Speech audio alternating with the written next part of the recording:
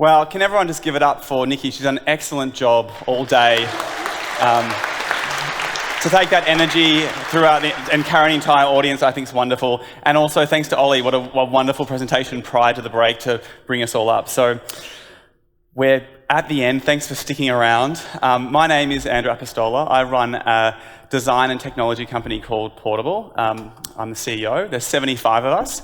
And our mission is to go out there and seek areas of social need and policy failure and use technology and design to create transformational change. And this presentation I'm going to present today is nested in our experience over the past 16 years of building products and services across the public sector, justice, mental health, and ageing, whole numerous. You'll get the sense. The subject matter is quite deep. I said to Grant, listen, whatever you do, just be careful putting my presentation last, because everyone's going to need a drink. So fortunately, drinks are coming up after this, so you'll get the sense. But I would like to acknowledge that we are on the lands of the Wurundjeri people, and I pay respect to their elders past, present, and any people here, any emerging leaders as well that are versing themselves in design. What a great choice and what a great journey you're going to take your people on in future years. And I mentioned earlier, I just want to warn folks, and any future audience in the recording, this presentation references suicide, death, pornography, and sexual assault. So it's been a really long day, and we got to the end. If you feel that the content might not be appropriate for you right now, or at another time, then please, I'm happy for you to cease watching. I've got a recording of this I can forward to you later on. So, but I just want to, if it's okay, that's totally fine. So in this presentation today, I'm going to talk to you as designers working at the top of your game at the best organisations in Australia, creating platforms, systems, and focusing on customers and citizens. And I'm going to talk to you in quite sometimes nostalgic tones about the history of the internet. I'm going to talk to you about through some of the case studies of the companies operating today. I'm going to talk to you about the laws that have created the environment that you're all operating in, that some of it we may take for granted. And I'm going to talk to you about what can be done to change the next 10 years, the future history. But ultimately, you'll hear me talk about this principle of access to justice through the prism of design and management of dispute resolution and how we handle complaints, something we don't talk about very often. And access to justice is something we usually talk about in the sense of people who are at the margins of society, but I'm going to try and take a different lens today. So last year was a monumental year for the internet. Forget all the daily stories you heard or continue to hear about the threats to the free internet and the ethics of big tech. Last year was the internet turned 30 years old, and that's a milestone birthday. So in particular at 30, I'm not sure how many of you have passed that milestone before, you start to look back on the previous decade with a sense of maturity and growth. And the consumer internet has certainly had a lot of things that have happened over the past few years and done all those teenage things. And when it did turn 30 last year, it was a time that I started reflecting deeply on the influence it's had on our lives and the influence it could have in the future. It all started on the 6th of August, 1991, with this message board posting from Tim Berners-Lee, which featured a short summary of a project that would become the very basis of, I guess, this screen that's being presented right now. It wasn't much to look back then, but just text and links, and academics sort of sharing their passions from around the world. It was basic and simple in its design, but it was alive nevertheless. And looking back at those early interactions, it's easy to dismiss, I think, the simplicity and naivety of the technology and those that were using it. We look back and we think it's really rudimentary, and we look at some of the products and we go, well, listen, that was an age where things weren't really figured out. But I'm really, really interested in those early days of the internet. That first decade, we had all these people rushing in from around the world to start new businesses, explore their connections, new cultures, new rules that we now take as gospel when we're as designers and people creating the internet. In the middle of all this, though, there were debates about the media and civil society, about all the issues and complications of having, unknown side effects of having a free internet, and an international meeting place that anyone can inhabit regardless of their politics, religious beliefs, or age. And one of those debates that was taking place early on, particularly in America, which had taken up internet more than any other place on the earth, was how do we handle all sorts of objectionable content on the web, including hate speech, defamation, but initially porn. And porn on the internet mainly consisted of magazine clippings and photos that were scanned and uploaded onto individual sites. Much far cry from the types of mass distributors and aggregators and platforms and streamers that we see today. Parents, teachers, educators, everyone who had accessed pornography on the internet were really concerned about the potential reach, which to that date had been restricted through the Media Communications Regulation. The late Senator James Exxon, a socially conservative Democrat from Nebraska, a Democrat, was one such figure in those early days about the internet who would later be seen as the author of many of the issues that I'm going to talk about today. Mr. President, I would like to cite once again, I have here and have had the opportunity to share with several members of the Senate on both sides of the aisle what I refer to as the Blue Book. When I have shown this to members on both sides of the aisle, there has been shock, registered obviously on the face of my colleagues. Shock because few understand what is going on today with regard to the pollution of the internet. I cannot, would not show these pictures to the Senate, would not want our cameras to pick them up, but I think they probably are best described by some other material that has come to my attention by people who are strongly supporting our proposition. And it said, warning.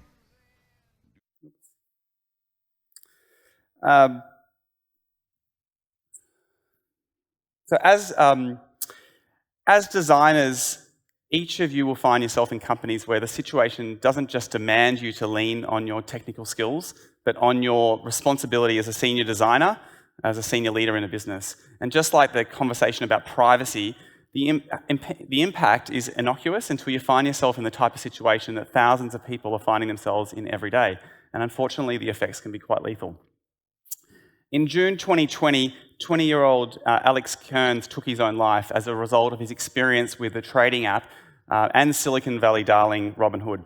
Alex was at college and had just finished up high school and returned home as a result of COVID as well, to live with his family through the pandemic.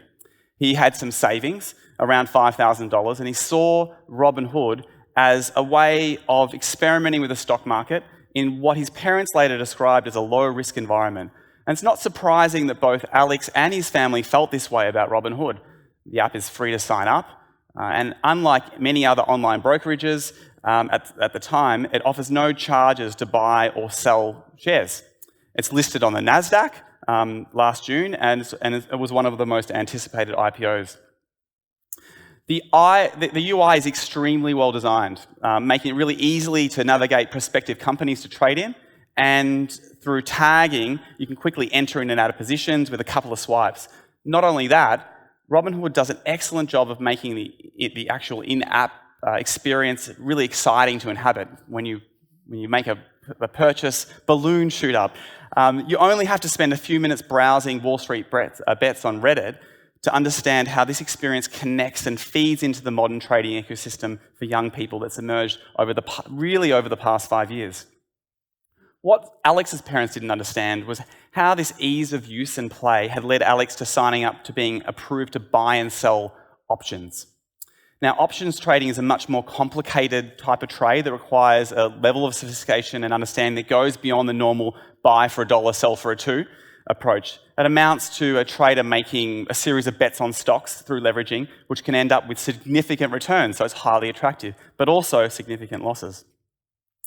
On the 11th of July, Alex signed into his Robinhood account to find that his account was restricted to a negative cash balance of $730,000. Later that night, the company sent an automated email demanding Alex take immediate action, requesting a payment of more than $170,000 in just a few days. You can see here the $16,000, which is the sum of his initial cash investment at that stage. Pretty good, from $5,000 to go to $16,000 in a space of a few months. But you can see here the negative $730,000 investment that appeared in Alex's account. And you can only have to put yourself into Alex's shoes for just 5 seconds to understand the terror that would have been going through his mind from experiencing and viewing that UI. Being only 20 years old and thinking that all he was risking was $5,000 is a long way from losing twice the average cost of a median house in America. In his mind, his immediate and even long-term future had been destroyed in the time it takes for face recognition to sort of show up on your phone. So I don't want you to get me wrong. My point with this case is not going to be how careless user interface design can kill people, or that big tech should stop improving user experience. That's not what I'm going to talk to you about.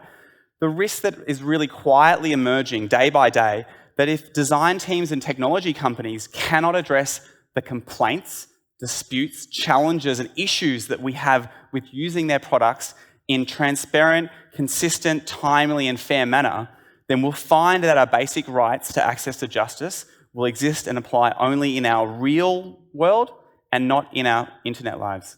And this type of issue is not a leadership at the top issue, but across the whole ecosystem of Robinhood.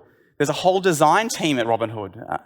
The product manager of Robinhood has spent her previous years at Pinterest and Cloud. She is experienced in the growth of organizations and companies. But Robinhood has no contact number, just an email ticketing system, probably Zendesk, where you submit the issue and wait for a response. Alex emailed Robinhood that day, not once, but 3 times, desperately seeking help for his urgent and most serious issue. He did not receive a response in any of those occasions, no phone call, nothing more than a canned response. He tried emailing again the following day, but was met with the same response, which would have left him in a state of despair unmanageable, and later that day, Alex took his own life. The day after, whilst Alex's family was trying to just get a sense of what had happened and piece it all together, Robinhood sent another automated message with no sign of human interference. I've been using Robinhood for the past 7 years myself, and I've not received anything more than a canned response than what Alex received. My tickets, just like Alex's, would have sat in a queue with possibly tens of thousands of other people's issues. If you literally cannot speak to a human to escalate your issue, to differentiate it from a humble or paper-white tax concern to a mental health threat, then where do you go and what happens to you on the internet today? And why, with so much capital and resources, with an entire team of designers and funding, was so little done when it came to the friction point of complaint management? The team at Robinhood have written countless articles congratulating themselves about a seamless front-end experience. While this part of the platform was left dormant and basic and quite rudimentary, where we place our attention matters as designers. And as we build the technical platforms of the future that are meant to replace the real-world systems and processes, we need to understand that we can start to unwittingly design away basic agency, basic rights, and basic safety from not being active in our decision-making.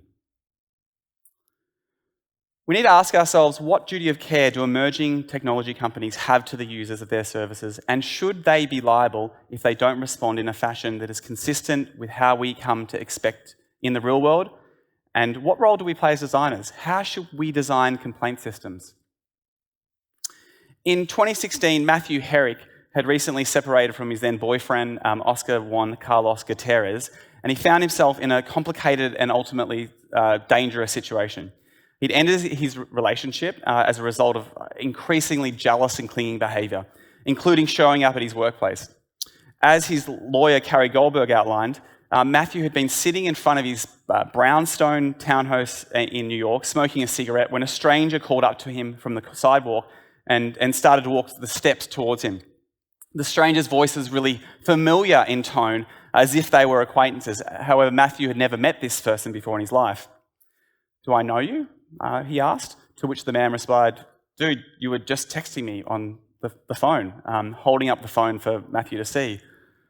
On the phone was a profile from the dating app Grindr, which featured a shirtless picture of Matthew standing in his kitchen and smiling. The onslaught of visitors was relentless. They would ring his buzzer all hours, wait for him when he walked his dog, follow him into his bathroom during his breaks at shifts at work, accost him in his gym locker room, and lurk in the stairwell in his apartment building. Over the next 10 months, more than 1,400 men, as many as 23 in a day, arrived in person at Matthew's job and home.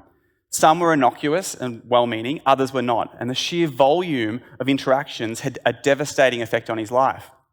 His ex-partner had not only put up his profile on numerous other dating sites, but in a complete disregard for Matthew's personal safety, he outlined potential suitors that he was seeking fisting, orgies, and aggressive sex.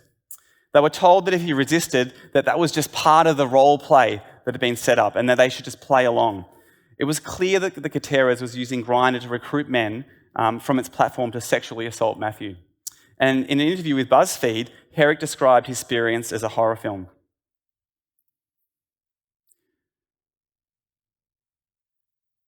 In addition, Herrick's personal data and information was also shared along with false claims that Matthew was HIV positive. What remains unknown and also frightening is that, according to the court filings, even though Matthew had closed his account in 2015, Grindr was still able to leak his geolocation data. So any person in this situation would look to take two immediate actions. First, contacting the police. And then contacting the platform, which Matthew did both. Herrick made 14 police reports and obtained a family court order to protection against his stalker, but neither the police nor the courts could stop the activity, and it would take months before Herrick's stalker was arrested. Herrick and his friends filed roughly 50 reports to Grindr asking for help. Grindr was the only one that could help and was on repeated notice to help, but was also uniquely and qualified to do so. But the only response that Matthew ever received to his pleas were auto replies similar to what we saw in the case of Alex Kearns. And in the end, Herrick took his complaint to the court. At the hearing, Grindr's counsel argued the company was not obliged to act, nor were they liable for the harm experienced at the hands of its service. And in fact, they were right. So this is a picture of Bill Clinton and a very young Al Gore signing into law the Communications Decency Act, which passed in 1996. Its champion, Senator Exxon, who I mentioned earlier, pushed for this law on the basis of protecting citizens from harm on the internet. And it unwittingly gave Grindr the legal shield against its actions and lack of action in Garrick's case. This shield means that Grindr and other platforms like it can't be made accountable for content that's uploaded by its users and for the users' behaviours themselves. There's no way around it. The day that the Communication Decency Act passed in 1996, only half of the senators had email accounts, and less than 25% of members of the House had email addresses themselves, which is a testament to how new this law that Exxon was talking about all the way back in 1996 was. There are two real clear dimensions to this scenario that we can take. One is the legal lens, so where we look at the responsibilities of a platform in relationship to the law. And the other side is the ethical responsibility of technology companies and designers that work for them to provide platforms that are safe for people that use them and the wider community. And exploring the legal dimensions means that we need to understand why such a law operates in a particular way, especially when it was established to protect people from harmful content, not corporations.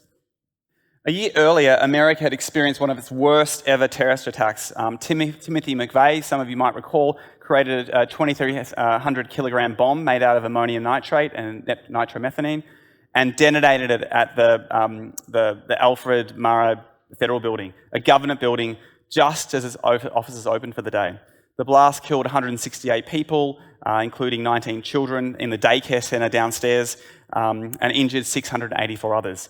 6 days later, a series of anonymous posts appeared on an AOL message board advertising T-shirts with really crude slogans such as "McVeigh for President" and "Visit Oklahoma, it's a blast." While anonymously listed, the post cited the name and phone number of Kenneth Zerin, a man who had no connection to the post or the AOL platform. The post encouraged people to get in touch with Ken, and he would donate $1 for every T-shirt bought to the victims' families.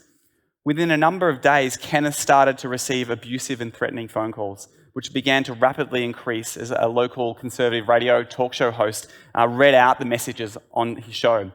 And Zeron was unable to use his telephone as threatening calls were coming in every 2 to 3 minutes, and eventually his home was placed under police protection. Eventually, AOL took down the post after pleading by Xeron, but he filed a suit against AOL, alleging that as a distributor, AOL was negligent in failing to adequately respond to notices on its bulletin board that had been made aware to them. In the same period, other internet service providers were under attack by the courts for hosting content uploaded by their users. There was a case, Stratton Oakmont versus Prodigy Services at the New York Supreme Court, which held that online service providers could be held liable for speech of their users. AOL was a very, very big player with big influence, and internet service providers were scared, so they enlisted Congress. This series of events, among many other things, were taking place in the early days of the internet regulation, meant that the Communication Decency Act was amended to include Section 230, and I'm sure many of you will hear about this or have heard about it. And it was included as a way of ensuring that publishers could be protected. The specific clause of 2 Section outlines no provider or user of an internet computer service shall be treated as a publisher or speaker of any information provided by another information content provider. The Communication Decency Act has 2 complementary forces at work. The first, the mechanisms to regulate and moderate its content for the protection of users of the internet from harmful content. And this provides a legal basis for people who experience issues and problems that we're talking about to interact with technology companies, and forces folks to get stuff down, or did. The second mechanism of the Act, when it was initially enacted, meant that it protects companies and employees from claims that are outside of their control. One would have expected that if the law had operated in the way that was originally intended, then platforms and their design and technology would have explored and innovated and created solutions that I guess would have satisfactorily mediated and balanced the risk. In other words, the money would have gone there, but it didn't work out that way. This is Chris Cox, the main proponent and the architect of the Communications Decency Act, and shortly after the Act passed, that first component, that bit that forced people to moderate their content, was struck down and removed by the Supreme Court on the basis of free speech. So it was completely removed. However, the Section 230, the part that allowed the free distribution, was left intact, no change at all. So this permanent, everlasting change would mean that not just the removal of legal responsibilities of internet service providers and technology platforms to moderate their content, but the very concept, the idea that responsibility was something that startups, new companies should even have to contemplate. The technology crash in 2000 of the dot-com era completely wiped out the majority of the players of this landscape, but with it, it wiped out the entire memory of these types of conversations of this era, of the debates, the negotiations, in a way that meant by the time Web 2.0 came by and the sharing economy came around 10 years later, the prevailing motto was of young entrepreneurs and people entering the industry was build it, grow it, and figure out the rest later. And those of us that work in companies today, we don't even consider it, or we wouldn't. So next was Web 2.0, and Web 2.0 brought on a new breed of companies who had never thought to think about moderation in a deeply meaningful and structurally integral way. It's not taught about in design school. It falls outside deep technical design. It exists as a problem to be solved by some other part of the design ecosystem. The Digital Millennium Act had dealt with issues of copyright, meaning if you put up material that you didn't hold the rights to, you could get away with it until you're asked by the license holder to take it down. And platforms like YouTube have excellent technical platforms. They've figured out how to do that and auto-sense content that is illegally uploaded and basically pull it down.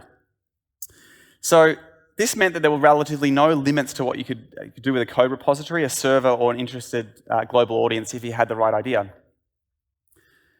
Airbnb was born by Brian Chesky and Joe Gebbia, graduates from the same design school, created at the same time. They created the initial concept of Airbnb during an industrial design conference, probably similar to this style conference right here today. They were both designers. And the premise back then was pretty simple: rent out your room to people on the internet for money. The idea was hardly original, actually. Crowd surfing for many people around then was a platform for travelers in 1999. We could share a couch, so couch surfing. But they were designers like most of you. In the early days of the platform, the founders, Brian and Joe, were the dispute resolution team at Airbnb, answering complaints on their phones.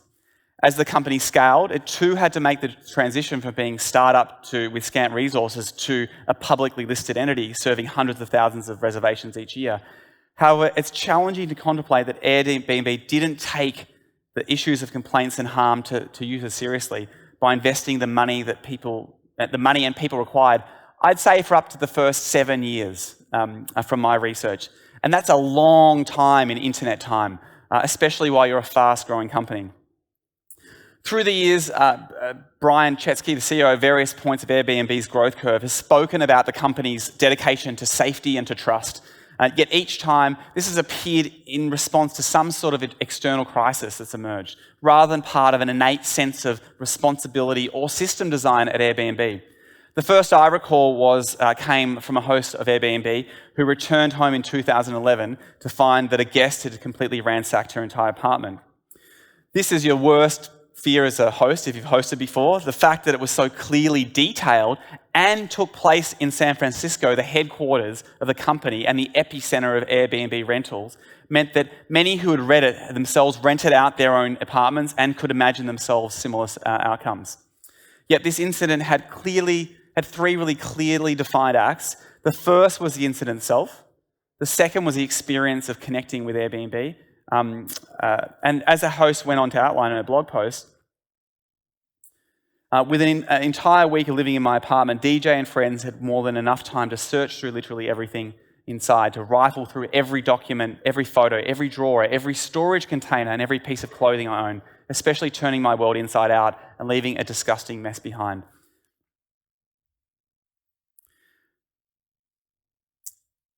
So she basically said, again, following through the processes of what any person would take in this scenario, she was basically horrified by her experience. So the third part of this story was the public response from Airbnb in what famously became known as Ransackgate. And the Coast detailed after that she'd written her account on the blog. After she'd written her account on the blog, Brian Chesky actually contacted her rather than offering support and asked her to remove the story from her blog, saying it would hurt an upcoming round of funding. And soon Ransackgate was trending all over Twitter, and the incident became an important moment in history for the company. Chesky responded with a ramp-up of services for hosts, including social identity checks and introducing a $50,000 host guarantee to pay for the damages experienced by a host that might in similar circumstances. However, the team was clearly playing catch-up. The organisation did not have the institutional knowledge, the protocols, the systems, or the people to be able to deal with such issues of this nature. And what's really, really interesting to note is that this was a host-side issue, and until that date, no stories of guest experiences had successfully made their way into the public sphere. But as Chesky and the people at Airbnb outlined, the link between hosts and guests was a major driving force for the growth of the business. If you're a guest, you're more likely to Airbnb your apartment out while you're guesting, and vice versa. 4 years later, a 29-year-old Australian woman was on holiday in New York and out with friends in Manhattan. She returned back alone to Airbnb she'd rented on 37th Street and didn't notice anything odd or suspicious when she was entering her apartment. But unfortunately, the young woman was wet by a man with a kitchen knife who proceeded to rape her. He left and took him with her, took her mobile phone and belongings. She was able to call the police and they were able to apprehend the man. This time, when the woman contacted Airbnb, her matter was dealt by an internal crisis team. Her mother was flown out from Australia to help support her, and Airbnb secretly paid $7 million to keep the incident quiet, lest it spark media scrutiny around a time when Airbnb was having trouble with the law and its legal nature in New York. By 2016, the safety team was overwhelmed with calls, many of them minor in nature, and Airbnb started training contractors in call centres around the world to handle the flood of complaints. Airbnb says that fewer than 0.01% of stays result in a reported safety issue, but with more than 200 million bookings a year, that's still a lot of trips with bad endings. And only the most serious problems are transferred to the internal safety team. Today, the complaints team is based in Dublin, Montreal, and Singapore, but the majority of disputes are outsourced to third-party teams around the world. And Airbnb spends around $50 million annually on payouts to hosts, including guests, including settlements and damages to homes. So this is how a listed modern internet company deals with complaints on its platform today? You create a small unit within your company, then you outsource the bulk of its operations to other companies at a lower cost. Problems that are flagged by a predetermined set of rules are dealt with centrally, and those that are deemed to be at risk to the company's reputation are paid off. Non-disclosure agreements are signed, and maybe people get their day in court, but only if the platform you happen to be on has chosen to take accountability for that role, and only if you're in the same location in the world. You're entirely dependent on the founder's sense of what their own responsibilities are to the users, and if this comes up against the larger goals of an upcoming raise or an IPO, then the application of justice will be dedicated by the intent of the founders and the cultures that circle around them. Or you're a company like Robinhood. You simply set up a ticketing system, automate relevant bulk responses, and hope that services like Zendesk and Atlassian can figure out ways to reduce the number of support people required through automation and artificial intelligence. You program the system in a way that best meets your own definition of a service level agreement. It's typically done by a technical team. But how do you set up those rules? And how do you ensure that legitimate issues are dealt with by the right people in the right way? What motivates you to do that? You can't catch every ticket, right? There's too many issues. So you can try to do the right thing, but ultimately the legal team ends up mediating disputes in the United States, where most of these platforms originate or end up. And if you live outside the borders of America or the West, where there's no corporate headquarters, where you can't tap into a friend locally in San Francisco who happens to know someone at that technology company, then you must endure endless torment or personal destruction, all because you signed up to an account on the internet. And I've only mentioned 2 or 3 stories here today. There are thousands of others that never get reported. If there is no law forcing technology companies and designers to design in protections and safeguards, should these companies even bother to deal with this problem? Currently, the answer is no, only when it makes sense. And this is creating a knock-on effect. We are essentially replicating the same crappy justice system we currently have in the real world. If you need to wait months on end or years to have your dispute taken seriously, then the system ends up looking like what we have in the family court in Australia at the moment, where disputes are long, costly, and access to justice becomes the reward you receive as a result of endurance, privilege, or a combination of both. This erosion, like all erosions, is slow, inconspicuous to the naked eye, and is a byproduct of both legislative setting, but also a culture that exists across the entire tech and design ecosystem. From the startup founders to the venture capital ecosystem that backs them, to the tech and design tribes that move from one company to the next, selling their technical skills and systems know-how to the same C-suite staff who manage the same types of problems at the previous startup. It's not a diversity problem. It doesn't matter who you bring into the fold of your organization. Culturally, it'll be solved in the same way. So how do we address this harm without causing absolute chaos to the existing internet structure that we have? To start, we need to think how we change this. We need to redirect course. We need to imagine the internet of the 1990s as less of the Wild West, but as a state that was unadulterated, simple in its design, with multiple options for surface of the web to act upon. Paradigms have been created across design, technology, customer service, dispute resolutions, and our own relationships and interactions with the products we use that are endlessly reproduced, leaving us all with a sense that this is the way that the technology experience is, and there's no alternative options. The various dimensions, the legislative, the cultural, and the user-centric, must all start to be addressed in a way for us to move away from this sense of nihilism when it comes to the technology we use, especially for these young people that are coming through 15, 16, that are using the technology for the first time and they've never had any other experience. So let's start with the legal side. In June last year, Republican Senator John Thune introduced a bill, co-sponsored bill, bipartisan, called the Filter Bubble Transparency Act. And the bill would require large-scale internet companies that collect data of more than 1 million users and gross more than $50 million in revenue to provide greater transparency to consumers and allow users to view content that had not been curated as a result of a secret algorithm. A second bill, more importantly, came called the Platform Accountability and Consumer Transparency Act, PACT Act, seeks to go one step further and actively strip Section 230 protections from companies that do not take active steps to moderate their content or respond to court requests to remove harmful content. These are really just starting points. They are a reimagining of human agency in a world where currently options are not existent or buried deeply in the user settings that none of us actually know where to find or exist. Now you might ask, well, what's the actual effect of this? What would it do to content moderation, trolling, revenge porn, and access to justice on the internet? I think the reason why this type of thinking is really, really important is that it starts to reintroduce into the minds of people using internet that they do have options, they can control the way in which these platforms operate, and they do have agency in a world governed by large platforms. And this type of thinking also forces these companies to not just operate a single, one-dimensional view of people that use their software, but as individuals with agency. This type of regulation means that legislative restraints will need to come into the technical exploration and ultimately service design of products. It may be too late for the likes of Facebook, but it is a place to start and will no doubt be a discussion point for the design community if these bills pass Congress, which isn't a certainty. The second point is that artificial intelligence should be able to solve the types of problems, but we need designers thinking about this experience, not just analytics graduates.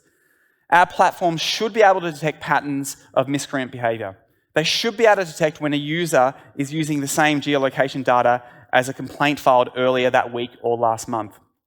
They should be able to recognise a difference in context between an 18-year-old with a $5,000 invested in a trading account on the end of a $135,000 margin call and a 45-year-old middle-aged white guy trying to get some paperwork to file their tax return. And that recognition should allow companies to think and act more comprehensively on issues of user harm and harassment. This isn't the case at the moment because AI in these companies and the serious engineering firepower is being used to solve problems like more efficiently displaying content and advertisements that align with user data, or optimizing problems that are revenue end of the funnel, not at the human end, where we each react differently, either as benevolent participants or malicious actors. So I'm not saying that we should all just sit back and wait for AI to come over through and make the internet a more just place. The technology needs its own measures and set of guiding ethics to ensure we don't harvest and amplify the same types of prejudices and poor design making that currently exists in the real world. Just because Airbnb possesses dispute resolution data handled for its first life, half of its life, doesn't mean that should be used as the building blocks to train an algorithm to be used in the next decade. But the sheer magnitude of use taking place on these platforms, combined with the complexity of human interaction between guests, hosts, couples trying to hook up with each other, traders trying to seek and understand the mechanisms behind their trades, and a multitude of other issues and uses means that human intervention and outsourced dispute resolution centres can only go so far. The cultural side of this equation, from an organisational perspective, is, I think, perhaps the hardest element for us to predict and to actually change. Laws certainly help, but it takes leadership and hard decisions to ensure that users of a platform have a legitimate and ensuring means of connecting with the managers of a product when harm takes place. What I would like to see from the next generation of startups who are pitching right now for talent and capital to grow into tech giants is a culture that actively pushes product development from the point of friction between the service and the people it serves. So the very, very end point, not the start point where we're trying to acquire customers. When Airbnb pitched to venture capitalist Chris Sacca in its early rounds, he famously said to Chetsky and Gabia, guys, this is super dangerous. Somebody's going to get raped or murdered and the blood's going to be on your hands. He didn't invest. The culture that we inhabit needs to press these concerns and act with questions of access to justice in front of mind, no matter how seemingly twee or benign the concept. Engineering and design talent should be auditing companies on the way in to see if the effort that is spoken to actually lines up in the team structure and the deployment capability. Investors should demand the companies that they invest in to disclose the ratio of revenue to dispute resolution spend, along with other significant issues with users. My persistent view is consistent. I wrote a paper a few years ago around redesigning work. And what I think we're currently experiencing over the past 10 years is the really crude early forms of the technology platforms, which are unsophisticated, brutish, and really heavy-handed in their management and execution. We don't know any better because so few of us have experienced an environment that truly balances design, economics, and human-centered technology, without leaving us that feeling we should be grateful to have something that was better than a few decades ago. But the internet evolves really quickly. One minute we're collectively chasing Pokemons around our front lawns, and the next we can hail a car right in front of our doorstep and track its approach on our screen. Where we direct our energy matters. And for designers, for people in this room today, I say that we should be pushing for over the next decade for an internet that keeps us safe and resolves our problems at the same time. Don't spend your time designing the easy UI and UX experiences on the conversion end. Use your power and position to ensure that safety and trust are always at the front of your product roadmap and not in your backlog. Thank you.